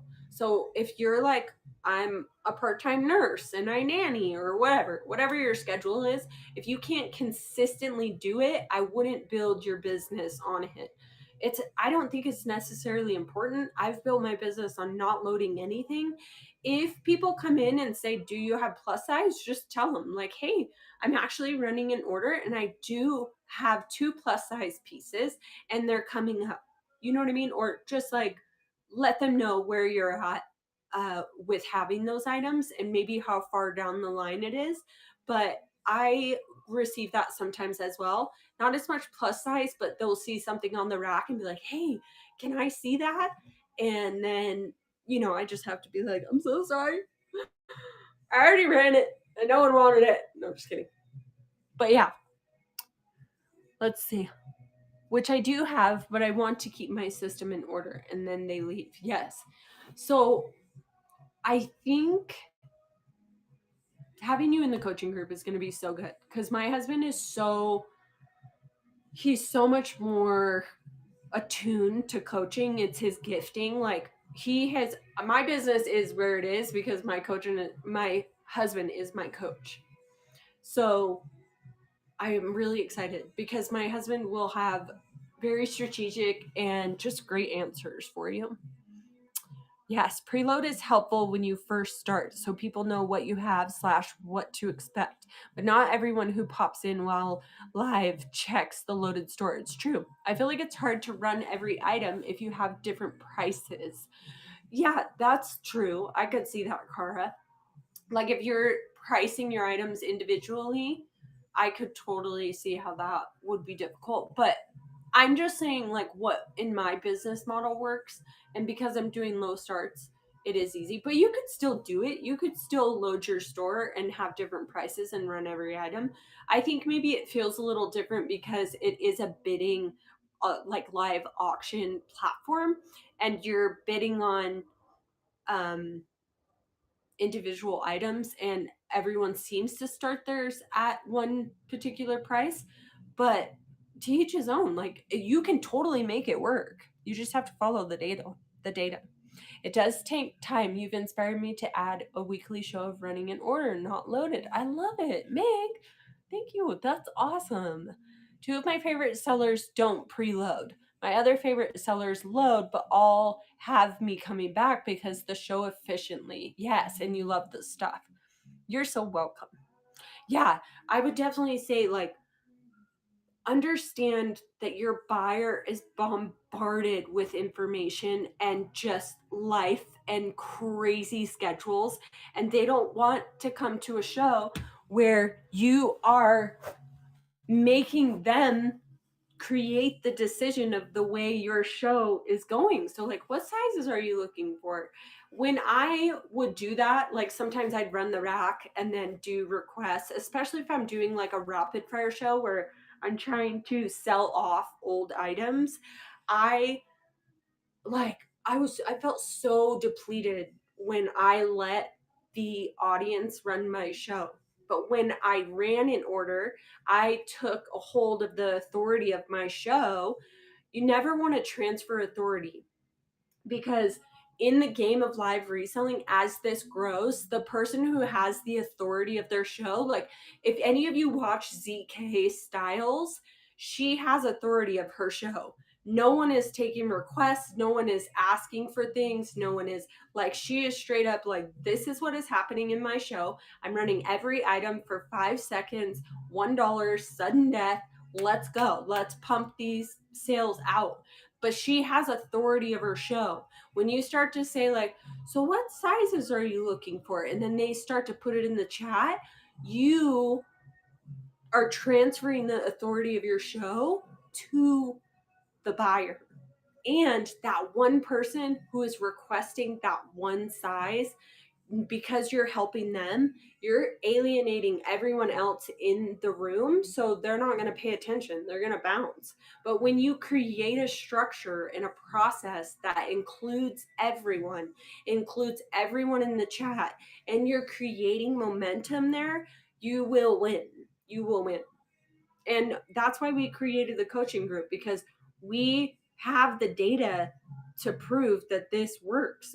We literally um, are living off of our whatnot income, and it's been the biggest blessing. It's such a wonderful, wonderful experience to like grow this. Yeah, ZK is a great example of speed and scale with low starts, and she dabbles in preloaded curated shows too. The audience values, respects her time. Yes, Katie, you're a great writer. Thank you for like making it super clean and precise. Super grateful. Yeah, so ZK and I, we um we started selling at the same time. Like literally our first lives were, I think, close to the same day or the same week. I took a hiatus with my baby, and look where she is. You know what I mean? Granted, she is growing in a very, very there's a lot of buyers in the women's modern section. There aren't as many buyers in vintage women's. It hasn't been around as long enough. And I think a lot of vintage buyers don't know about the app. So, like, anytime you can share what you do, um, to people who could become potential sellers and buyers, the better, because if we get more people onto the app, we're all going to win. Um, I messed up and I did not have next show posted, plus size in this case. So I missed opt to have my audience go bookmark at my show. Now have 8+. Let's go. What show is it? Are you talking about today? Let me see. I love it. 8:30 this evening. I have I bookmarked it. How am I not following you? It baffles me when like people have been in my show for months and I'm not following them. That's so rude. And ZK has another seller now. I know her 2024 growth strategy too. Seriously. That's that growth strategy was something that Steven and I felt like we needed to use to grow our business. But now that we have the coaching group, we just have realized like our goal is to help as many live resellers just crush it on any live platform. Obviously, we're going to be biased to whatnot because this is this is where it's at. But I'm curious, have any of you sold on other live platforms, whether Poshmark or Jamble or eBay Live? I've heard that eBay's gone live. I'm just interested, like, what are some of your pros and cons with these other platforms? Because we're not like stuck to whatnot. We're totally open to other platforms, but I just haven't heard super great things about Jamble. And Poshmark Live is not my demographic. You're not going to get vintage buyers on there. Maybe you are, but definitely Whatnot is the way to go for that. No. Yes. Bailey, sorry, you guys, I will scroll, I promise.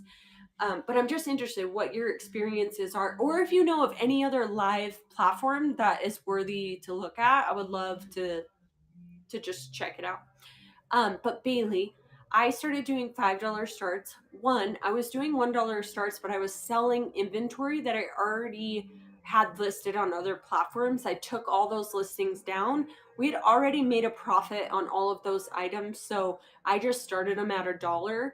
I was doing the market research, building reciprocity with my audience, getting return buyers, and because it was $1, like that door was wide open. People were just they would just come in because there was no buyer's resistance. The start was low enough that buyer's resistance goes down. When you think about your live, you need to think about the buyer. What is going to lower their resistance? If you are doing a preloaded show, you might as well put measurements in there. You might as well give them all the information they need, great pictures, measurements, and any details that you love. Put it in there, put it in the listing, and give them all the information they need to make a purchase right then. And that is what you're doing on your live. Are you lowering the buyer's resistance by explaining why this item is so valuable? You always have to input the size. You have to say the size. I believe showing the tag is crucial for a vintage buyer. They want to know what that tag looks like because that is the key indicator of whether it's vintage or it's the zipper or the hemline. Or vintage buyers want the details. They want to know, is this vintage? How vintage is it? What is the condition? And so I started doing $5 starts because I was sourcing my inventory now. I sold all of my previous inventory. And so I had to bump it up because my cost of goods went up because it wasn't free anymore. And $5 is just like a great and easy divisible number. You can count in fives. It's very easy. So when someone's in my show, they can be like 5, 10, 15, 20, 25, 30, I can get that many items. So that's kind of the reason for the low start, and to get to have it low enough so that people will come into the door and I can make a repeat customer. The Poshmark Live, you already know my problem with the other. Yes, the Poshmark lives haven't been as good as Whatnot. Okay, I have only done a couple of silent lives on what's PM. What's PM? Loca Linda. They aren't as nice over there. Interesting. I've showcased the sold on Facebook Live to friends slash followers. I have to handle all the payments later though. Oh, I see what you mean. Yeah, that for me, I'm like, man, I just want an app that does all the shipping, all the processing. I don't want to have to deal with all that. But kudos to you for having such patience. No matter how nice my clothes are, I can't get traffic in in your store. Iconic style. I think that's one of the key um, misunderstood concepts in live reselling is it's not actually the items that are going to get people to stay. It is the system, the seller, and your brand. And when I say brand, I'm not meaning like your logo and your website and like your tag or your thank you sticker. I'm talking about you. You are the brand of your business. And do they know, like, and trust you? Do you have a process and do you have items that are worthy for people to stay? But it's not all about the item, it is about the system. It's the whole thing. How do you get an audience member to swipe? And that's kind of like what everyone has to kind of figure out. But with our coaching group, the 5S model is a pretty sure way to get you there. I've gone live on Instagram before. What was that like, Bree? You'll have to tell me or put it in the chat. I did Posh Lives and I'm approved for Jamble. Posh Lives seem to pick up more buyers easily without promotion, but I have only 100K more followers. Okay. Wow, still a lot of followers. I have seen too many people using the Poshmark Lives and to rant about things that have nothing to do with selling. Really interesting. It's a crazy business model. District, you start or own your own group. That's cool. I'll have to look into that. Jamble was all spam for me. Posh Live has been better than Whatnot for me, but it is because I have a bigger following there currently. Yeah, and I think, Katie, your items are super curated to Poshmark buyers. I've been watching Brooke, and she was put on probation for shipping, and she said it really made her reflect and not want all her apples in one basket. Yeah, that's same. The high VC, we experienced that as well. Um, so yeah, that's a really good thing to remember because you don't own your audience on Whatnot. You know, it's really important to get your audience to follow you elsewhere so that you have direct access to your audience. The drama of some, it's so ratchet. Maybe that's why maybe buyers appreciated me not going that. Yeah, I could totally see that. She has been exploring Poshmark Live. I keep looking at people popping in and out and how many are watching, and when it gets low I panic. Oh, dude, I feel you. I That's because you are setting your mindset on a win that you have no control over. You're like, "Oh my gosh, if I just get 6 people in here and I get them to stay, amazing." When the goal is just do the process and the people will come. If you're building your business on a foundational process that you can continually reiterate and get better at, people are going to find out. They're going to tell other people, and it's going to be word of mouth. I can't even tell you how many people in my life, from my personal life, Carly invited Danica. Danica invited Shane. Shane invited so and so. Like, I have so many people in my life because everyone is just doing word of mouth. So it's just about reiterating that process, getting the market research, and then moving that process to fit the data. Then you try it again. Let's see what else sticks. Do I get a buyer or do I not get a buyer? But this is why most people do not succeed in life, is because they're not willing to get past that they're gonna suck. And they have to change their mindset to focus on the journey and not the outcome. I know that sounds like a like a kitchen slogan, like just one of those plaques on the wall, but it's true. It's truly true. That is the only way you're going to get buyers, is if you focus on the process and you move your eyes and your attention away from the outcome that you have no control over. Pick something you do have a control over, because then it's a win. Okay, I have a lot of vintage clothing items, but am not knowledgeable what eras. Oh yeah, okay, Local Linda. One thing that I did in the beginning of selling in kids, and I still do it today, is I will ask the audience. I will be like, I'm not 100% sure what this brand is or if it's a good brand. I'll show it and they'll be like, this is a fire brand. Like, or it's like, it's kind of mediocre. But the market knows best, you know? I would just be like, I'm not 100% sure on Era. This is what I think it is.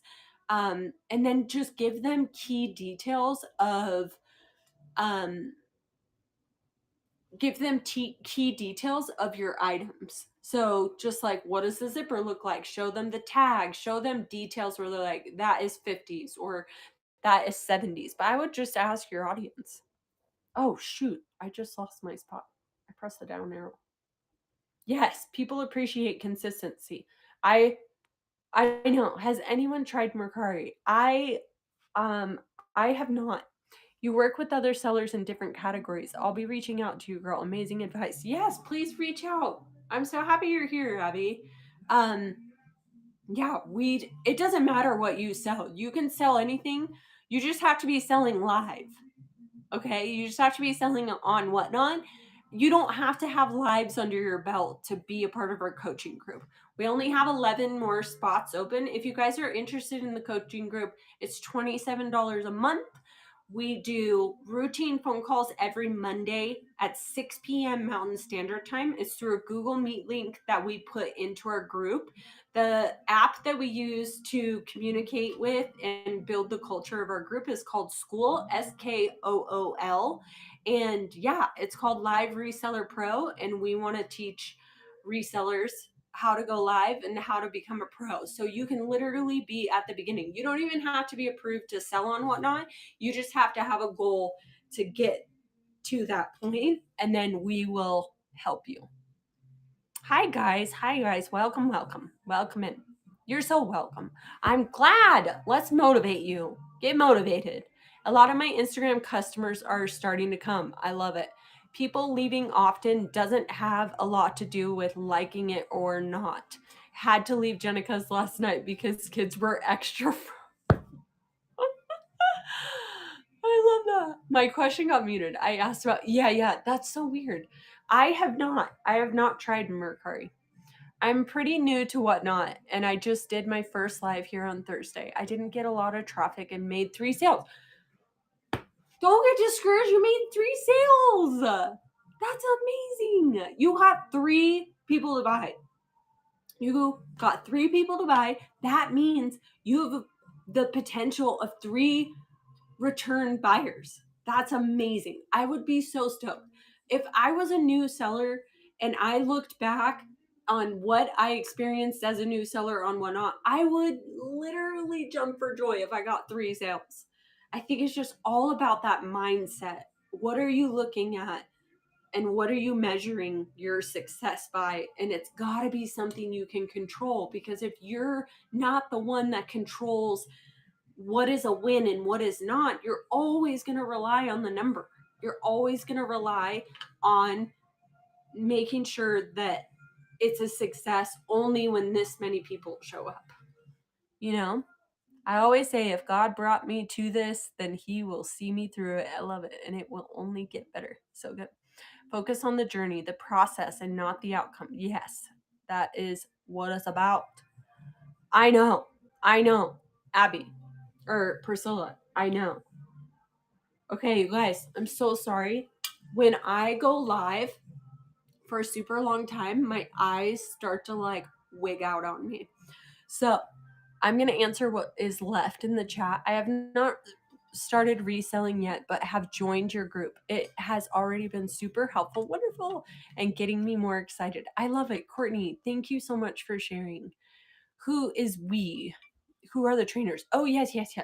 Iconic Style. My husband and I, we have ran our our reselling business together this entire time. My husband is a trained sales coach. He had over 50 members in two different teams that he coached at a call center. And yeah, we've kind of just taken what we've learned from our own business and from just his ability to coach and reading books, all sorts of stuff, to be like, this is how you win at reselling. The information for the coaching group is in the show notes. It will take you to our school group. There's currently nothing up to kind of like, so if you have questions, Iconic, I would just message me. It'll be easier for me to do it that way. Yes, but what if those three love their stuff, come back and tell their friends? That's what it's about. You're so welcome. I'm not a seller, but have that about it. Why do people follow me? What do they get from it? Yeah. Amen. You guys, thank you so much. 30 people for a Q&A. I love it. I am gonna hop off because my eyes are like straight up burning from looking at my phone so much. I hate it. We're gonna raid someone. It's gonna be someone in vintage. Let's do Liz. You guys, Liz is my jam. She is so solid. She's from Brooklyn. She's spicy. She has great inventory. And she's just like my biggest hype man. So